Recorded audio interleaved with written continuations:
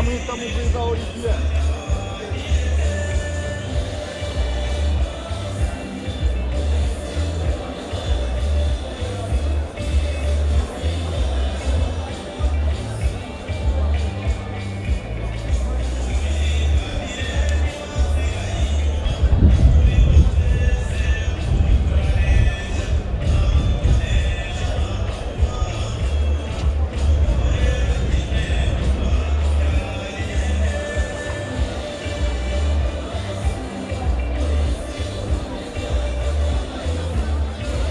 Badge still on. Badge bazifatije.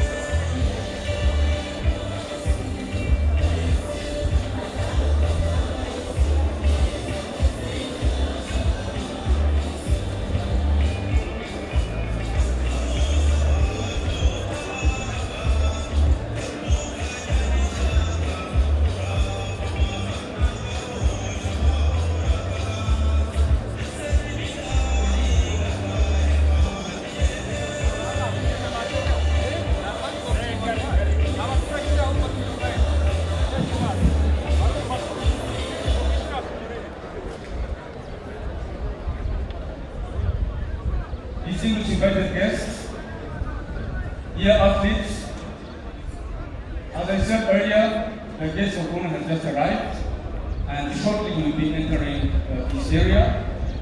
And when he enters this place, I'll request that the riders welcome him, and let's take it from there, remain standing as we sing the national anthem of Rwanda and of the East African community. Thank you very much.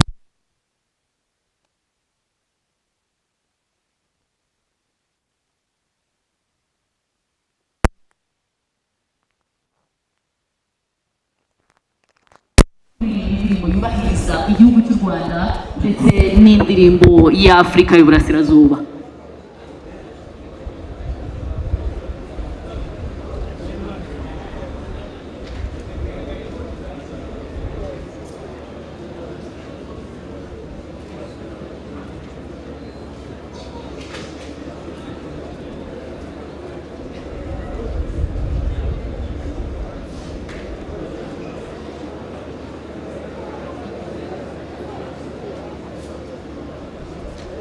Hey!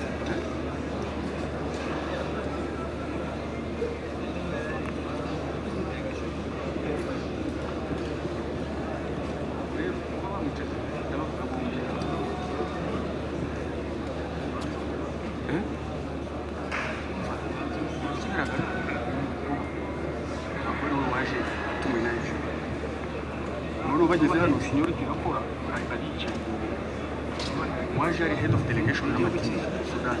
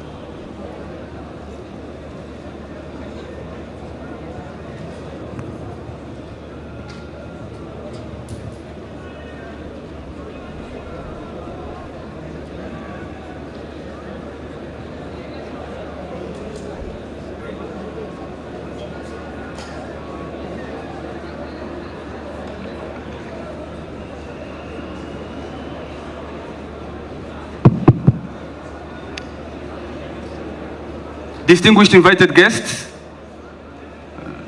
dear athletes and games officials, as we said earlier, the guest of honor is already in this location. However, the team from South Sudan has just arrived right now, and we are giving them a short while to just align and form up with others before we start. Thank you.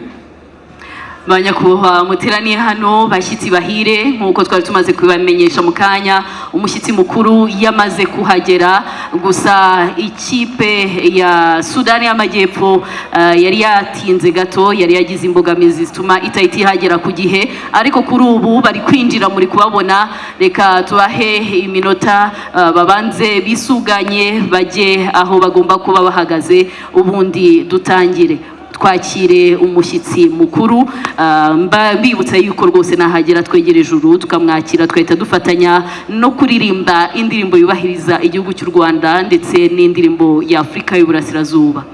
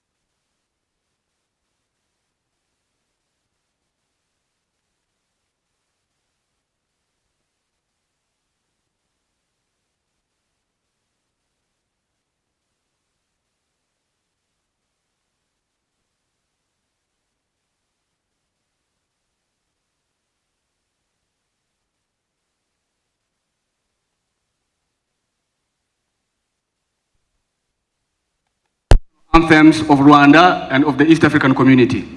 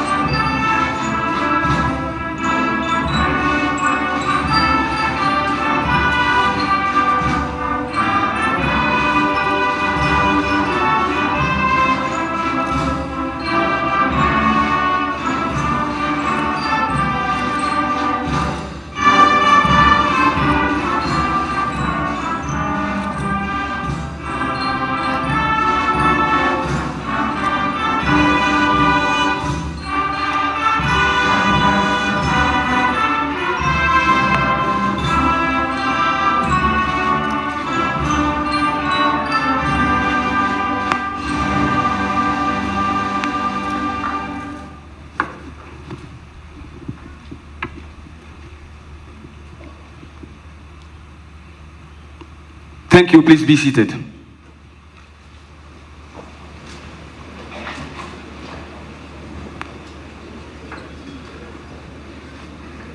Nyakubahwa Minisitiri w'Umutekano mu gihugu Alfred Gasana, mukaba n'umushyitsi mukuru, tubahaye ikaze muri uyu muhango wo gutangiza ku mugaragaro imikino ihuza inzego za polisi mu burasirazuba bwa Afurika, imikino izwi nka Eapcco Games. Gahunda y'uyu munsi irabimburirwa n'imyereko y'abakinnyi bazagaragara mu mikino itandukanye. Imyereko irakurikirwa n'itorero Inganzo Ngari risusurutsa abashyitsi. Tubonereho kwakira ijambo ry'ikaze ry'umuyobozi mukuru wa polisi y'u Rwanda, riza gukurikirwa n'ijambo ry'umuyobozi wa Interpol mu karere k'uburasirazuba bwa Afurika. Hanyuma tuze kuboneraho kwakira ijambo ryanyu nyakubahwa mushyitsi mukuru. Turaza gusoza n'itorero Inganzo Ngari ndetse na bande baherekeza abashyitsi. Twe tuyoboye ibi birori, nge nitwa Sandrine Isheja Butera, nkafatanyije na Chief Superintendent Kabasha Khalid. Thank you, Sandrine. The Minister of Interior, our guest of honor, the Inspector General of Police, Rwanda National Police, the Chief of Defense Staff, Rwanda Defense Force, the Mayor of the City of Kigali, the Secretary General, National Intelligence and Security Services, the Secretary General, Rwanda Investigation Bureau, the Commissioner General, Rwanda Correctional Services, Excellencies, Ambassadors, and representatives of Burundi, the Federal Republic of Ethiopia, South Sudan, Sudan, Uganda, and the United Republic of Tanzania, the head of Interpol Regional Bureau, distinguished generals and commissioners representing the IGPs and Chief of Police from Burundi, Ethiopia, South Sudan, the United Republic of Tanzania, and Uganda, distinguished invited guests, heads of delegations, ladies and gentlemen, athletes and games officials, good morning. Welcome to the launch of the 4th edition of the East African Police Chiefs Cooperation Organization, Eapcco, in acronym, Games. This is a one-week event whose fourth edition that will start today here in Rwanda was organized under the theme Fostering Police Crime Through Sports. Guest of honor, sir, allow me to take you through the program of this event. First, there will be a procession of players from the 8 countries that will participate in the games. This will be followed by a welcome dance by the Inganzongari, a Rwandan cultural troupe.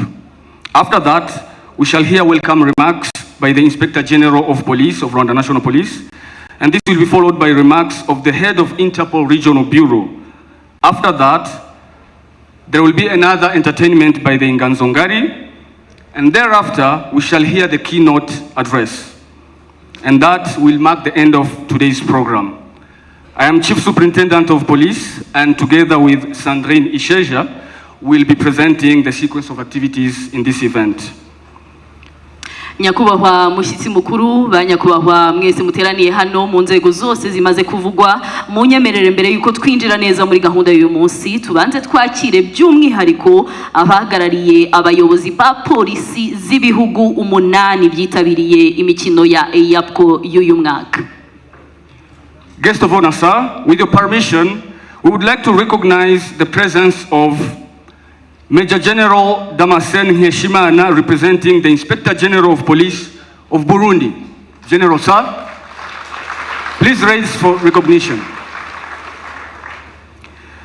Then we have Deputy Commander Yosef Worku, representing and the head of delegation of the teams of the Federal Republic of Ethiopia. Deputy Commander, please stand up for recognition.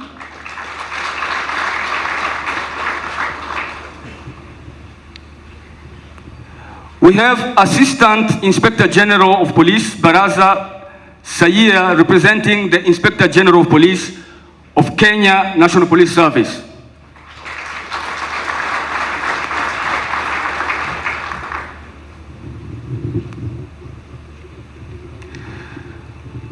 We have also Major General Ahmed Idris Ali, representing the Director General of Sudan Police. He is accompanied with other generals. The generals from Sudan, you can also raise for recognition, sir. Generals from Sudan. General Ahmed Fatih al-Bashir. Thank you. We have Commissioner of Police, Faustin Shilogile, representing the IGP of Tanzania.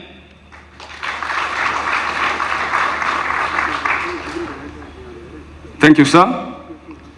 We also have Assistant Inspector General of Police, Charles Birungi Ruhuma, representing the IGP of Uganda Police Force.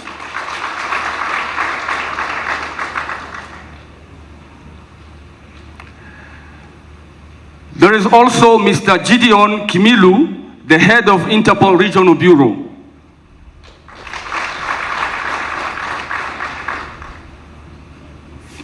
Allow me to also recognize the presence of Major Samuel Joel Ufo, the head of delegation of South Sudan teams that are here to play. Major, thank you.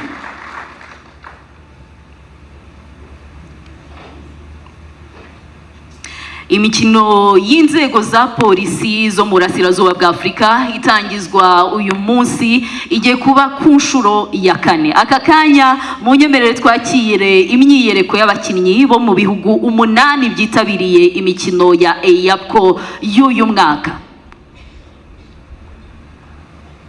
Guest of honor, sir, the procession of athletes and players from the 8 participating countries is going to start.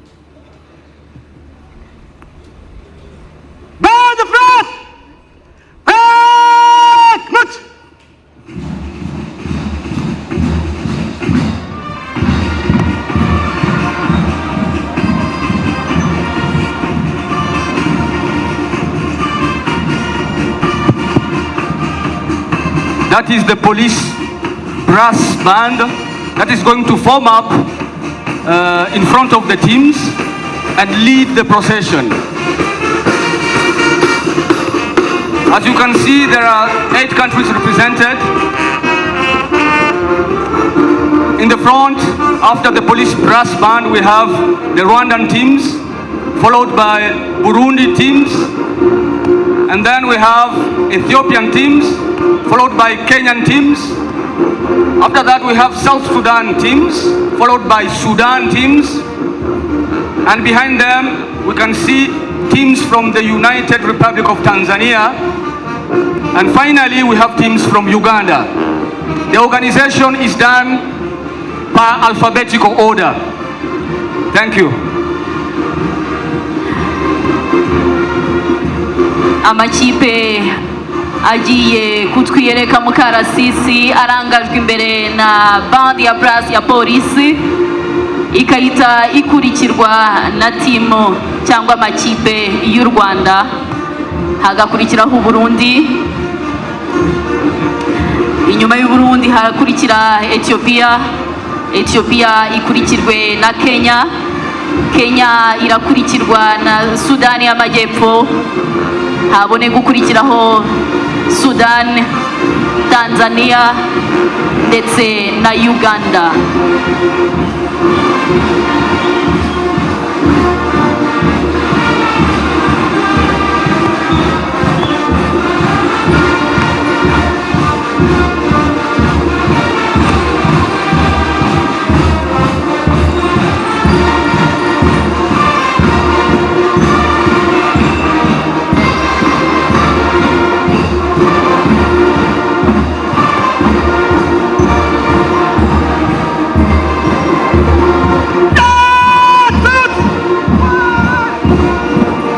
Those are the teams,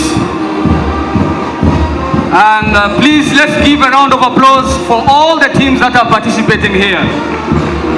Dushimire cyane aba bakinnyi bose bitabiriye imikino ya Eapcco. Ikipe zigeze imbere hano ni ikipe z'u Rwanda. Let's give a round of applause for the teams from Burundi, the Republic of Burundi. Twakire tunashimire cyane abakinnyi b'ikipe y'u Burundi.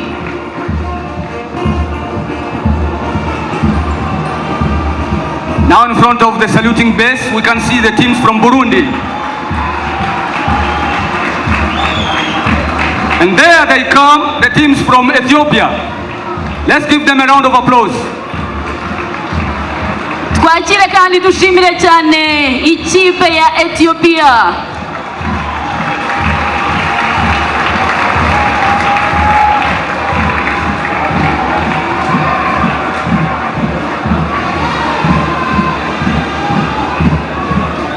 Twakiriye kandi ikipe ya Kenya. A round of applause for the teams of Kenya.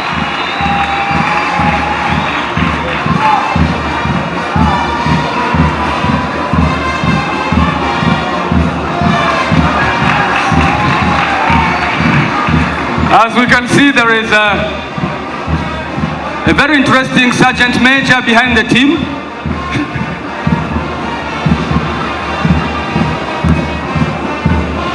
With fantastic disguise. Let's give a round of applause for the team of South Sudan. Twakire cyane ikipe ya Sudani y'Amajyepfo.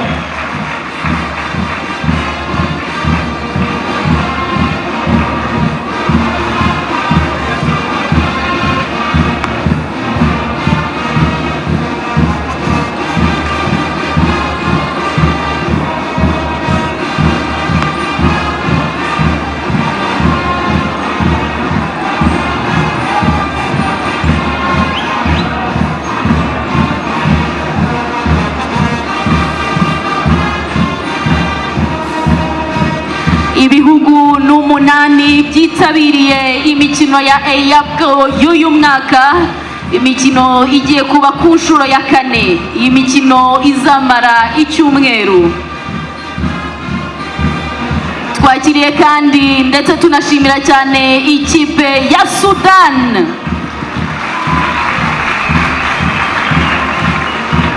This is the team of the Republic of Sudan representing the Sudan Police Force. Marhaba bikum.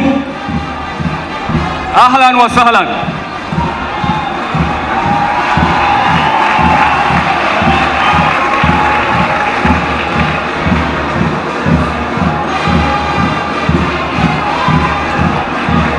Ikipe ikurikiyeho ni ikipe ya Tanzania.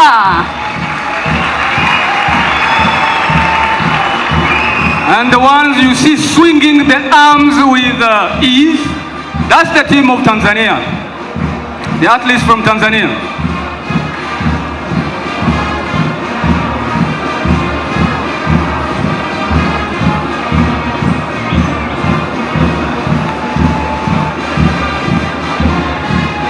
Reka twakire kandi dushimire cyane ikipe ya Uganda. A round of applause for the teams of athletes from the Republic of Uganda.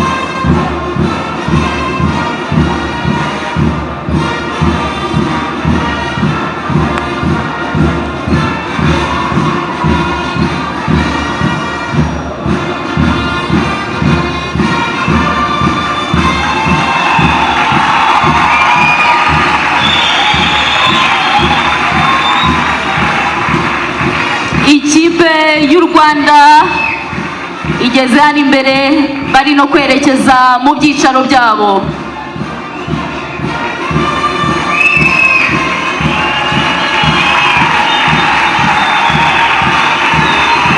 Dushimire cyane abakinnyi bose bamaze gukora imyereko myiza iryoheye ijisho bari no kugana mu byicaro byabo.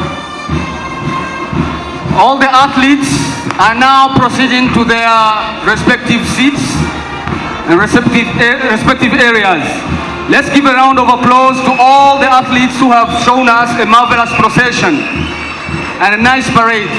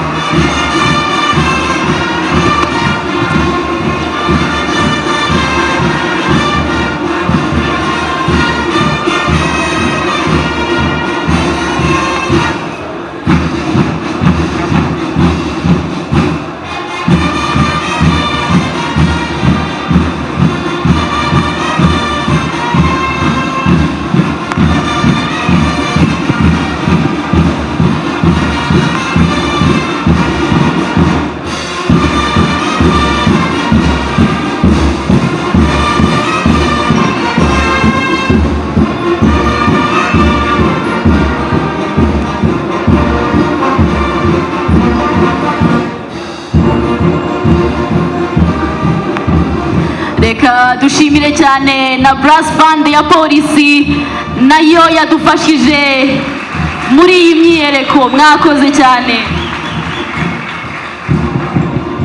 That is the Rwanda National Police brass band that has been entertaining and leading the procession.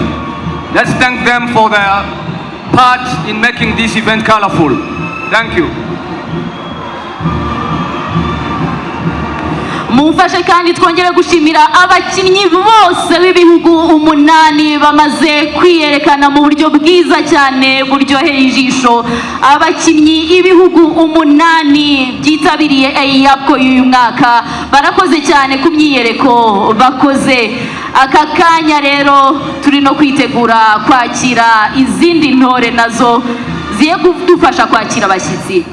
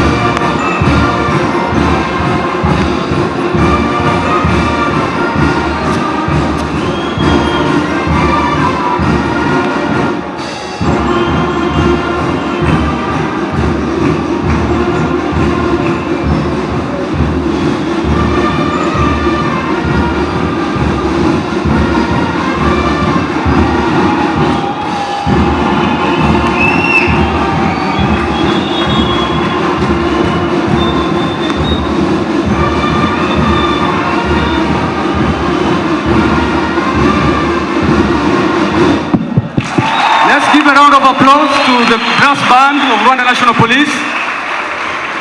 And let's thank all the athletes here representing all the 8 countries. Please let's give ourselves rounds of applause.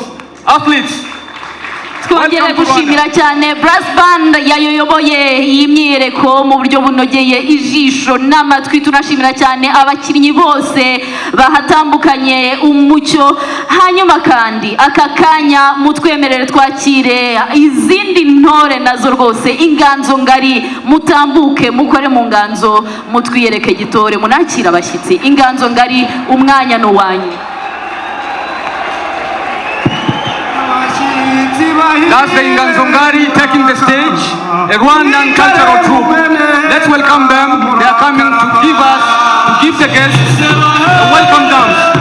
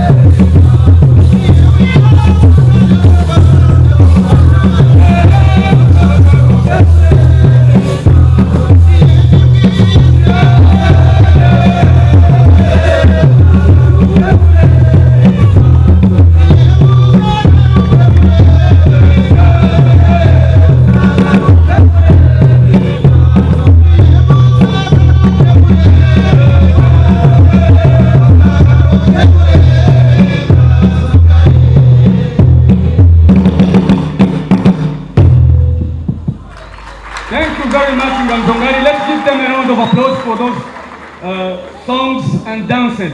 Thank you very much. Guest of honor, sir, at this juncture, I would like to call upon the Inspector General of Rwanda National Police to deliver his welcome remarks.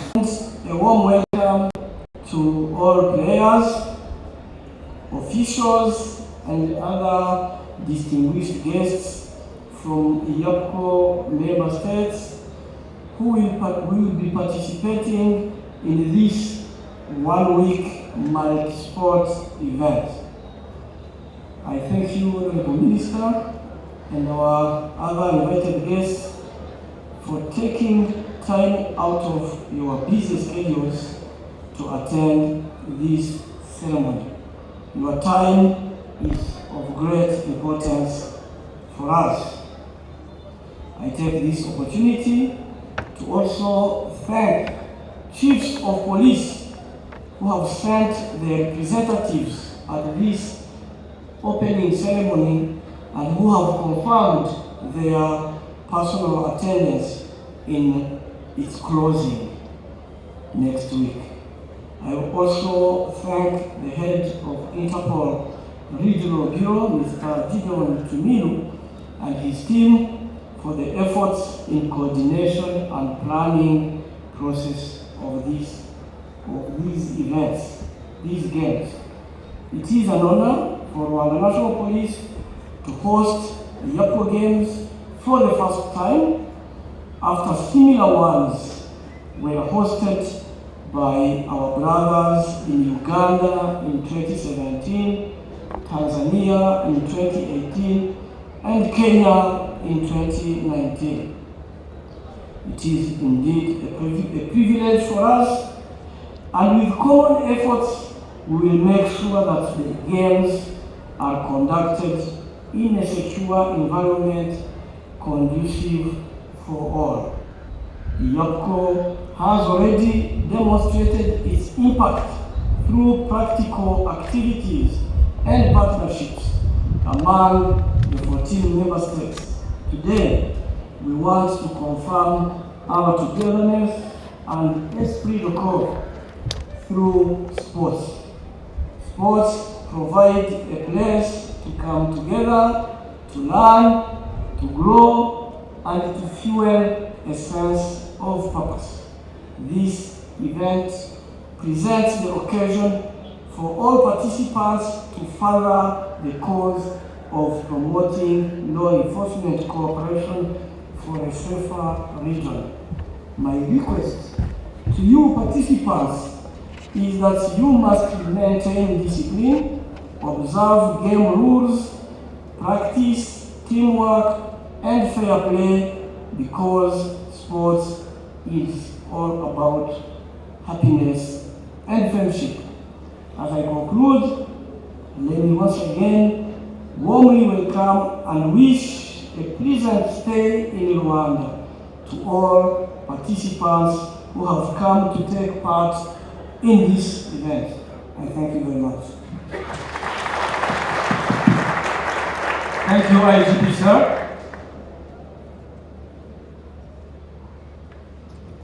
May I now request the head of Interpol Regional Bureau to also deliver his remarks. Mr. Imikino, sir.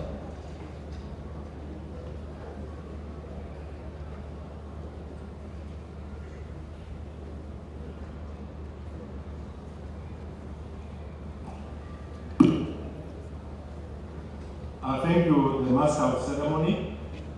Our chief guest this morning, who is the Minister for Interior, Honorable Gasana, the Inspector General of Rwanda National Police, the Chief of Defense Staff, the Secretary General of National Intelligence Service, the Mayor of Kigali, the Secretary General of Rwanda Investigation Bureau, Commissioner General, Rwanda Correctional Services, Your Excellencies, ambassadors who are here, the representatives of Inspector Generals of the participating countries, heads of delegations, team managers, sportsmen and ladies and gentlemen.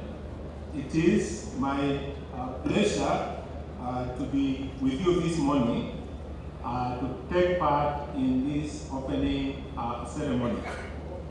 The Eapcco chairperson, who is the police chief of Ethiopia, could not be with you this morning because of other duties at home. But of course, he has been said by the Inspector General of Rwanda, he will be here on the closing ceremony. Let me start by thanking the Republic of Rwanda through the Inspector General for the hospitality shown to all the delegates and the sportsmen who started arriving here a few days ago. The hospitality has been exceptional. Let me also thank him again for accepting to host the 4th Eapcco edition 2023. I want to, in a special way, to appreciate the organizing committee for the tireless effort they deployed in organizing these games. Despite the many challenges which the region were facing, one of them being the COVID pandemic. I cannot forget to appreciate the member countries who, despite the hard economic times in our region, have sent very strong delegations to participate in these games. The last Eapcco games were held in the Republic of Kenya, and before then we had the games held in the United Republic of Tanzania, and of course we started with our brotherly country, Uganda. I would like to encourage other Eapcco member countries to continue participating in Eapcco activities by offering to host the 5th edition of Eapcco Games in 2024. This region, the Eapcco region, which is composed of 14 countries, the African continent, and of course the globe, continue to face very serious threats from transnational organized crimes and other security threats. These threats and the challenges require a regional and continental cooperation among law enforcement officers. And one of the best ways to cooperate or to enhance cooperation and collaboration among police officers is through sports. And the theme of these sports, as has been said, is fostering police cooperation to fight transnational organized crime through sports. Officers who are participating in these games will create a lasting bond, which will be essential for fostering cooperation. That cooperation will help in policing the region through sharing of information and intelligence, because these officers will be talking to people or to other officers they know. These games started as a result of the wisdom of our police chiefs, who in 2008, through a resolution, decided to start the Eapcco Games. And the first, as I said, were held in Uganda in 2017. Then we had the other Tanzania coast in 2018 and Kenya in 2019. We were ready to host or to organize the games for in 2020, and Rwanda was indeed ready in 2020 to host the games, but due to pandemic, the COVID pandemic, we did not have these games in 2020, 2021, and 2022.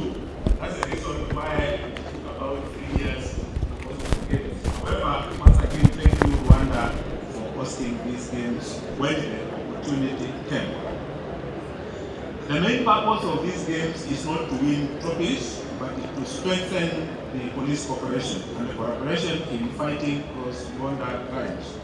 The games will go a long way in helping in boosting our officers' morale and also promoting talents. I want to encourage other member countries to join these games, and in a special way welcome Ethiopia, who are participating for the first time. In preparation for these games, the Eapcco Secretariat and the Republic of Rwanda held 7 meetings. 2 were physical, which were held in Rwanda, and I thank Rwanda again for supporting those meetings. 5 were virtual, and 4 were aimed at assessing and reassessing member countries' preparedness and the readiness to participate in these games. And again, the team, through those meetings, conducted a study tour on all the venues, and I want to assure the heads of delegation that the venues are well prepared for these games. Let me end my speech by once again thanking the police chief of Rwanda for the great work he has put in place to ensure that these games take place. I also appreciate the technical organizing committee for the excellence organization.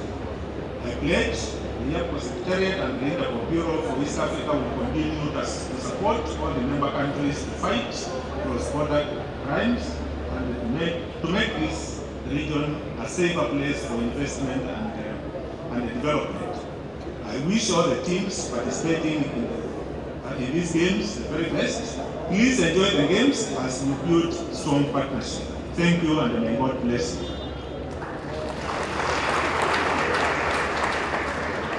Mumfashe twongere dushimire cyane umuyobozi mukuru wa polisi y'u Rwanda ndetse n'uhagarariye Interpol mu karere kwijambo bamaze kutugezaho. Mumfashe twongere tubashimire. Mbere yuko twakira ijambo ry'umushyitsi mukuru, reka dusabe itorero Inganzo Ngari bongere rwose batambuke badususurutse. Inganzo Ngari mwongere mutambuke gitore mudususurutse.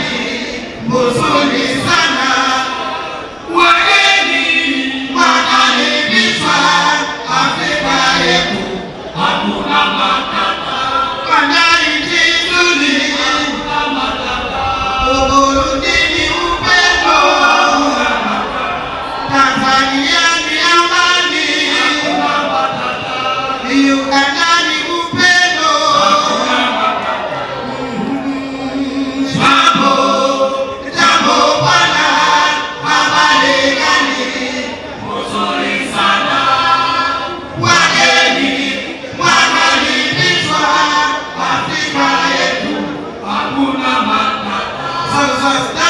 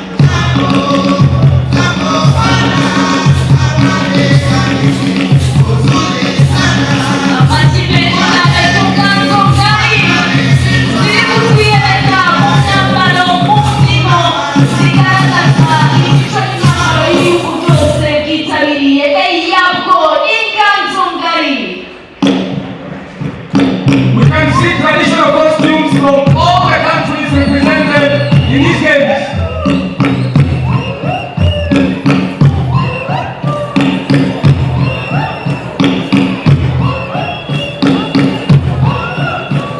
Tuganirize kutuyeka mu mbyino ndetse n'imyambaro igaragaza imico y'abavandimwe bose bateraniye hano muri Afurika y'Uburasirazuba.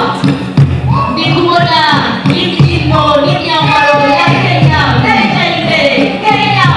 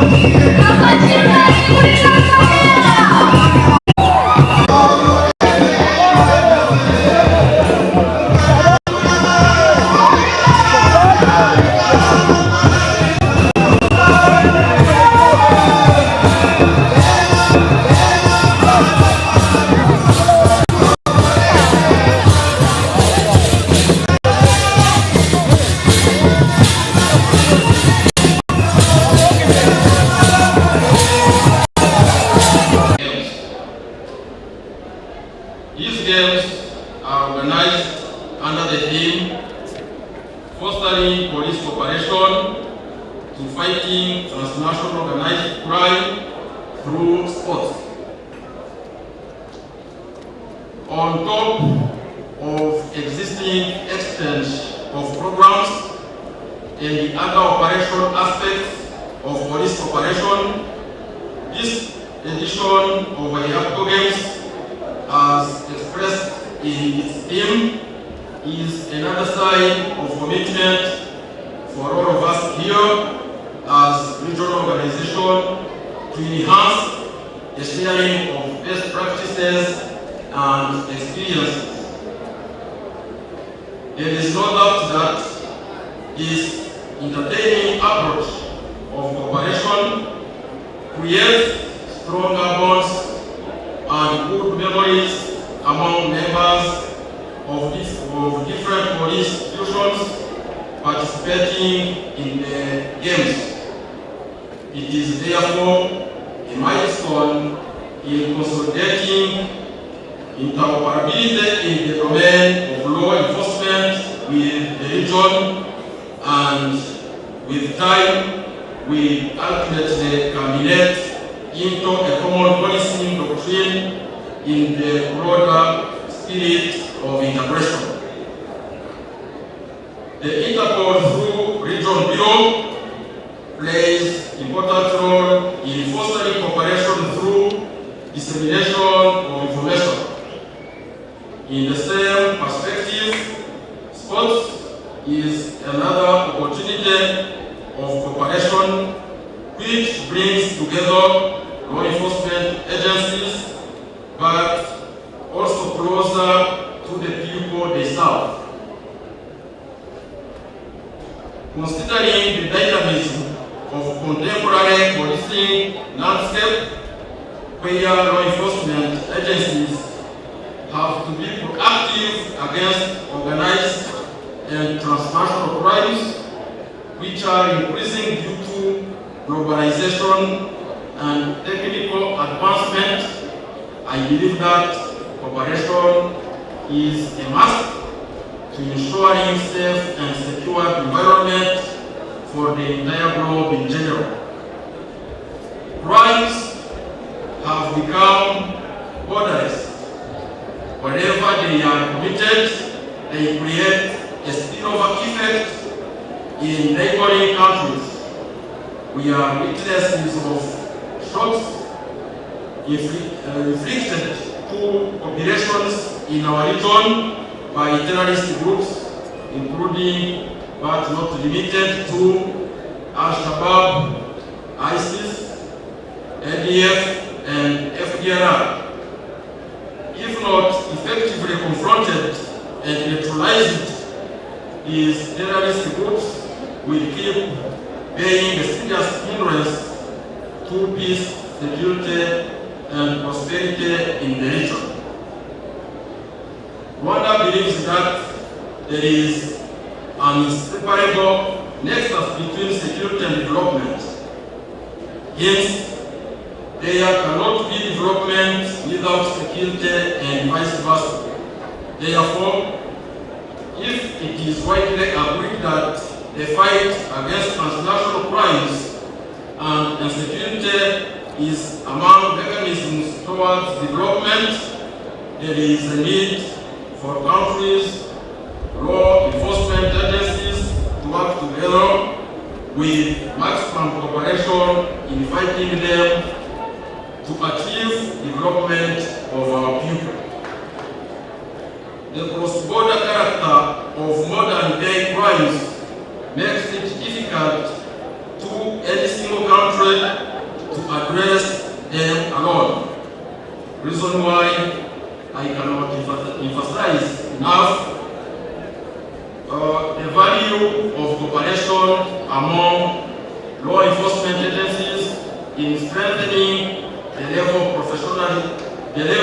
professionalism in the common endeavor to confront transnational organized crimes, namely terrorism, human trafficking,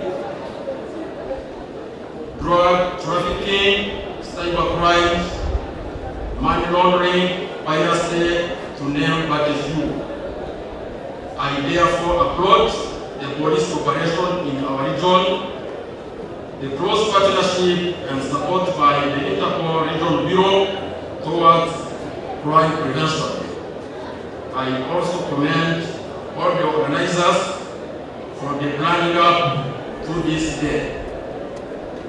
To our guests in general, police heads of delegation representing their countries here, I wish you a great stay in Rwanda. To all players and teams in all disciplines that will compete in the games, I wish you good luck. On this note, I declare the fourth edition of the Eapcco Games officially open. Thank you.